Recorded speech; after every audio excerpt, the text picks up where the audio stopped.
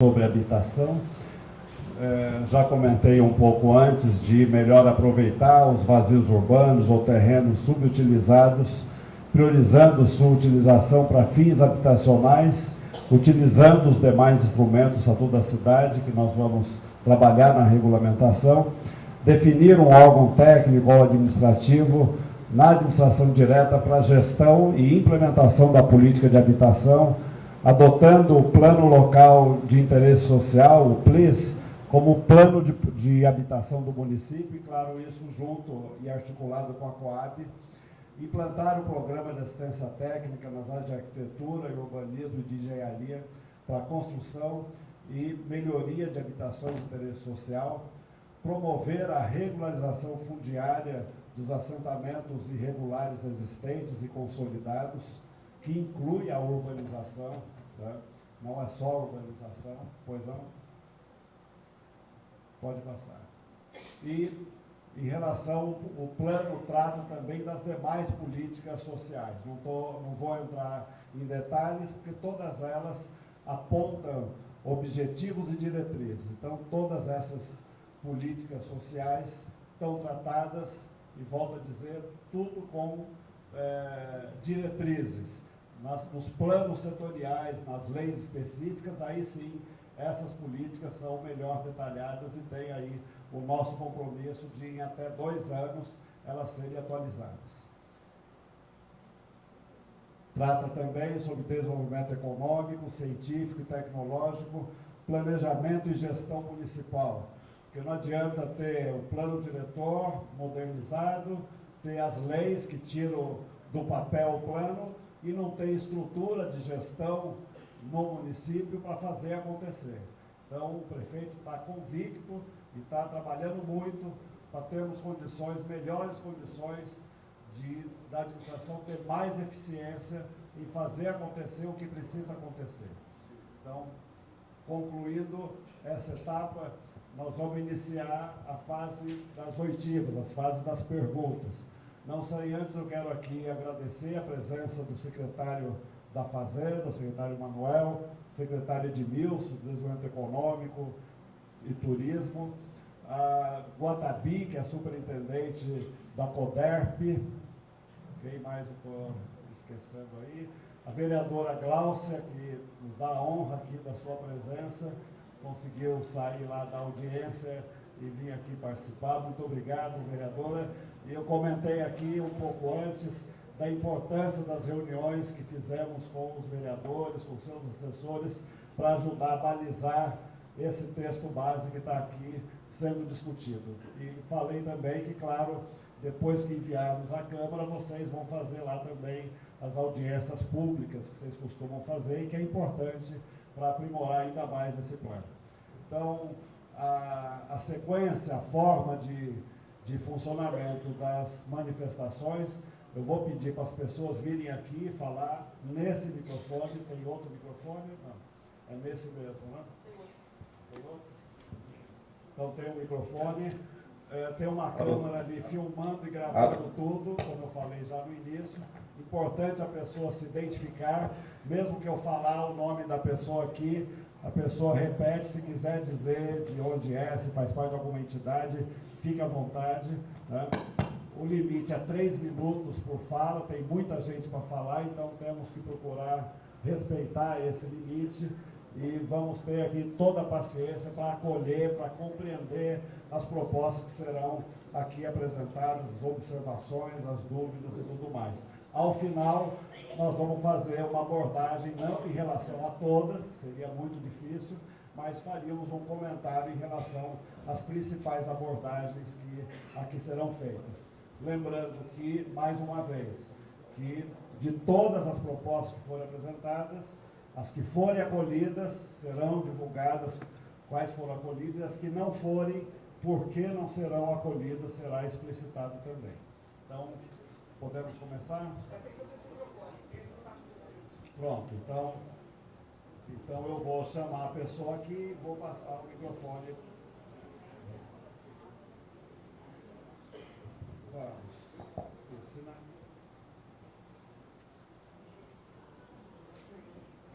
Então, Então, quando estiver perto dos 3 minutos, nós vamos sinalizar para a pessoa concluir a fala. É importante que não se estenda para que todos possam fazer uso da palavra. Então, o primeiro inscrito aqui é o José Etley Barbosa Gonçalves.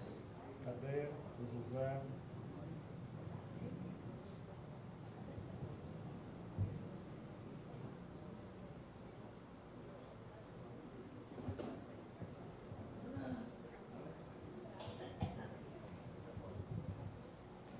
Excelentíssimo senhor Dr. Edson Ortega Marques, que está fazendo o acompanhamento e o direcionamento de todo esse plano. Parabéns, inclusive, pela audiência que está sendo colocada aqui, porque assim todo cidadão tem a condição de expor suas ideias. Há pouco tempo atrás, houve uma publicação sobre um loteamento São José, se não me engano o nome, e nesse loteamento dizia que era exclusivamente residencial. Não entendi, mas verificando que aqui, inclusive em Ribeirão Preto, existe realmente alguns loteamentos que são exclusivamente residenciais. Existem os condomínios fechados. Nesses condomínios fechados, as ruas e o esgoto, o lixo, todos são recolhidos pelos moradores, pelos condôminos desse condomínio fechado. A prefeitura só recolhe no final da entrada ou da saída, e todos os gastos são feitos pelos condomínios fechados. Agora, existem também os loteamentos com restrições de uso. Ora, restrições de uso o que é? Inclusive, determinar quem pode entrar naquele condomínio. Não é no condomínio, no loteamento. Existe, então, um loteamento aqui, que inclusive colocou uma guarita para determinar quem é que pode entrar. E verificar, inclusive, o nome da pessoa, etc. Ora, um particular autorizando ou não quem pode entrar numa rua pública. Isso não pode existir. E isso, eu pediria que fosse objeto de estudo e de análise por parte dos que estão fazendo o conselho, o plano diretor. São chamados loteamentos exclusivamente residenciais e os condomínios fechados. Esses, sim, têm condições de fazer uma guarita e verificar quem entra e quem sai. Mas não aqueles que são ruas públicas. A respeito disso, existe inclusive uma publicação feita em 2015, em que foi feita uma pergunta de um repórter. Existe alguma medida sendo tomada para evitar que a população tenha que, obrigatoriamente, percorrer grandes distâncias para encontrar o que precisa? E foi respondida pelo Dr. Lanchotti, José Antônio Lanchotti, que todo mundo que esteve nessas reuniões conhece e sabe como ele é técnico no assunto. Ele diz assim: sim, nós da Secretaria de Planejamento e Gestão Pública temos cobrado que os empreendimentos fechados, não são os abertos, os fechados também, reservem lotes comerciais ou mistos abertos para garantir o desenvolvimento de uma área comercial no futuro. Então, é uma excrescência que um determinado loteamento proíba a inclusão de estabelecimentos comerciais e inclusive, faça a verificação de cada pessoa que lá pretende entrar, para verificar se pode ou não entrar numa rua pública. A respeito disso, existe um acórdão unânime do Conselho Superior de Magistratura, que fixou orientação a todos os oficiais de registro de imóveis do Estado de São Paulo, no sentido de que o interesse público prevalece sobre o interesse particular do loteador. Portanto, não é cláusulas colocadas pelo loteador há décadas atrás que pode restringir o uso do loteamento. É verdade que isso será verificado quando se estudar a divisão do solo, mas é bom que os que fazem o planejamento e agora desse estudo que está sendo feito do planejamento urbano, tenham isso em mente. Não se pode permitir que loteamentos e que as ruas são públicas sejam impedidas de serem transitadas por aquele que pelos cidadãos. Inclusive, ela fere uma norma constitucional, o direito de ir e vir. Então, essa daqui é a orientação que eu gostaria de passar para o planejamento, para que eles analisassem esse aspecto e eliminassem essa possibilidade de criar-se loteamentos em que haja essa excrescência contra o cidadão público. Muito obrigado. Agora é o Renato César Cavalcante. Depois do Renato é o Antônio José Vendúsculo. Desculpe. Boa noite. Boa noite. Como ele disse, me chamo Renato Cavalcante. Eu sou morador do Jardim Canadá. E já há algum tempo, isso já dista mais ou menos uns 30 anos que eu moro lá, e é mais ou menos uns 30 anos que nós estamos batalhando nessa lei de parcelamento do solo. O porquê disso?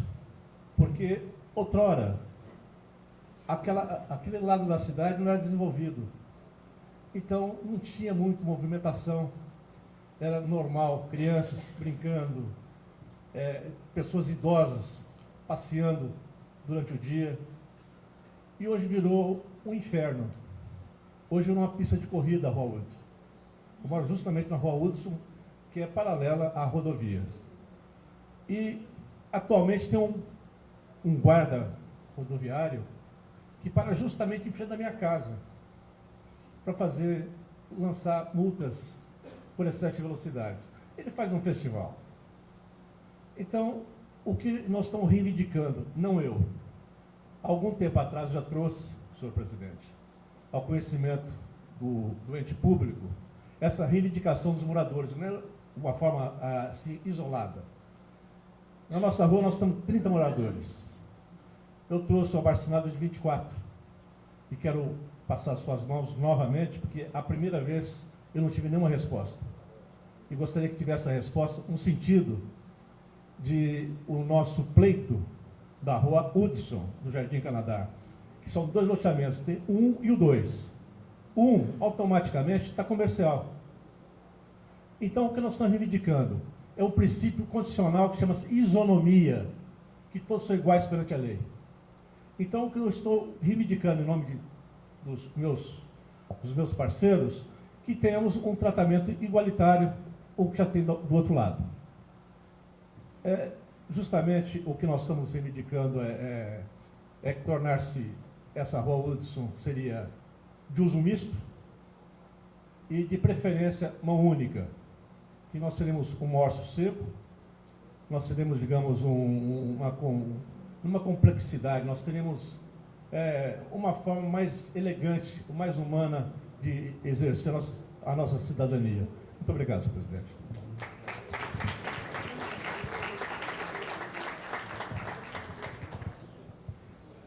O Antônio José, por favor. Boa noite a todos. Bem, eu venho fazer uma explanação sobre a Rua Hudson. Ela é o escoamento normal de todo o Jardim Canadá, Gleba 1. Então, veja bem, quem mora na Rua Hudson é obrigado a receber a passagem de todos os moradores do Jardim Canadá, quando eles querem ir para a cidade, para o centro da cidade. E isso daí já vem de uma longa data. E também, pela Rua Joaquim Antônio do Nascimento, quando ele chega para adentrar o bairro, ele vem pela Rua Joaquim Antônio do Nascimento e vira à esquerda na Salvador de Loiagno, onde ele adentra o bairro pela Rua Hudson. Então, essa mão dupla, hoje, até que funciona, mas traz um pouquinho de perigo. Então, a gente pediria uma atenção das autoridades e do plano diretor para que fizesse da Rua Hudson uma rua que pudesse ter o comércio ou um comércio mais leve, não precisa ser uma coisa pesada, que também nós não queremos isso para a cidade. E veja bem, então teria que ter na Rua Joaquim Antônio Nascimento até o final, pois ali existe um agravante. Todos os lotes de uma quadra, menos um lote, são comerciais. Então deveria ser esse outro lote que não é comercial, deveria passar a ser comercial também, para usufruir do mesmo direito, que seria na rua Joaquim Antônio Nascimento com a Salvador de Eloiago. Por isso daí, eu peço a atenção de todos. Obrigado. Obrigado. Agora é a Júlia Periotto. Cadê a Júlia?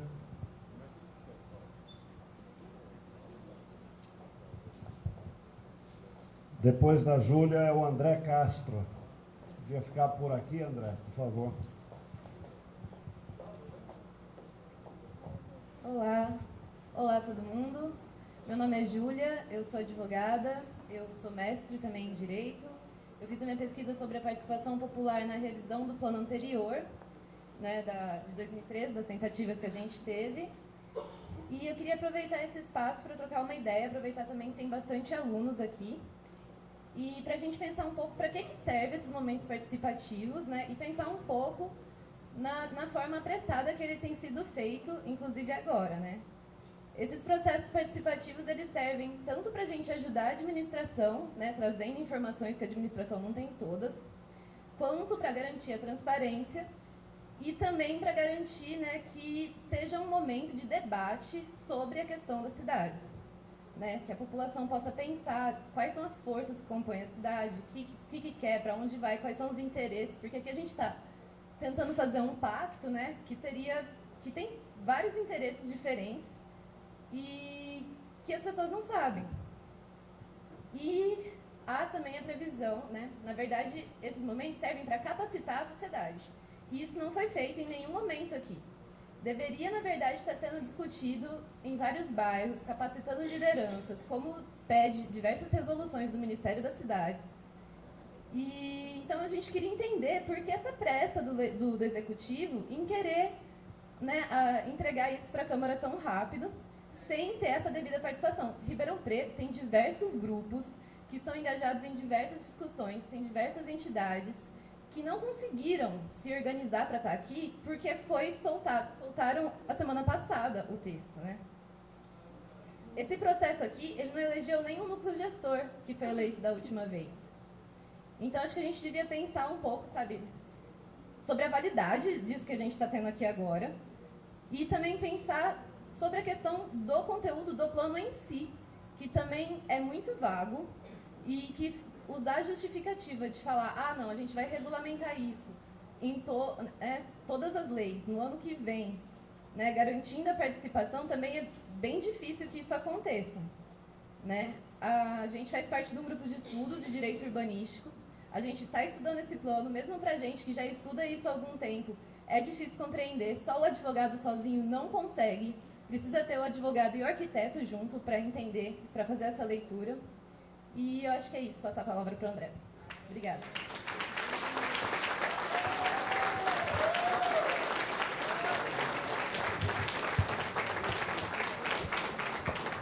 Oi, boa noite. Meu nome é André, como a Júlia já tinha mencionado. Esse ano, sob a supervisão do professor Thiago Marrara, da FDRP, a gente inaugurou o GDU, que é o Grupo de Estudo